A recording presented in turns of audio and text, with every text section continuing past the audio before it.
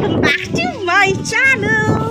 তো আজকে চড়ক পয়লা বৈশাখের আগের দিন, আর নেক্সট লেভেলে ঝড় উঠেছে। আই ডোন্ট নো, কালকে তো বৈশাখ মাস পড়ে যাচ্ছে, তো পয়লা বৈশাখ কাল, আর কাল বৈশাখী আজ এসছি। ভূতুকে নিয়ে আমি ছাড়ে এসছি। ও ভূতুর প্রথম কাল বৈশাখী কীরকম লাগছে আমি জানি না। ভূতু, তুমি কি ভয় পাচ্ছ?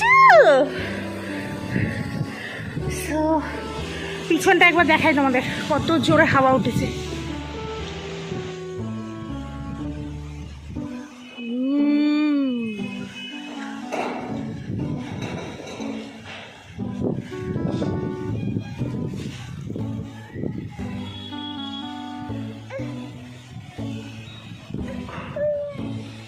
সো নতুন বছরের দিনটা শুরু হয়েছিল সকাল 10টা থেকে, আর 10টার সময় ঘুম থেকে উঠেই মহারানী শুরু করে দিয়েছিল ওর রেগুলার গানের রেওয়াজ করা। তো সেটাও করছিল। আমি একটু চা বিস্কুট খেয়ে বেরিয়ে পড়েছিলাম দোকানের হালখাতা করার জন্য।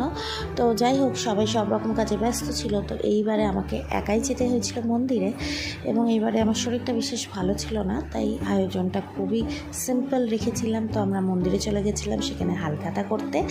মানে আমি চলে গেছিলাম নতুন বছরে পুজো দিতে এবং হালখাতার পুজো দিতে। তো তারপরে এই কাঠ ফাটা রোদ্দুরে বাড়ি ফিরে এসে তারপরে তো খেয়ে দিয়ে জাস্ট এসি চালিয়ে ঘুম। বিকেলবেলা সেই ছোট্টবেলার মতন, বাবা মার সাথে নেই ঠিকই, তবে নিজে নিজে গেছিলাম কিছু জায়গায় হালখাতা করতে, কারণ অনেক জায়গা থেকে নিমন্ত্রণ ছিল সেই দিন। তো যাই হোক, বরের কাজ থাকার কারণে বর আসতে পারেনি, তাই আমি সেইগুলো সম্পূর্ণ করছিলাম। আর এই কাকুটা আমার এসে পথ আটকেছিল। তো যাই হোক, তারপরে বাড়ি ফিরে এসে শেষে নতুন বছরের রাতটা শেষ করলাম এই বিরিয়ানি দিয়ে।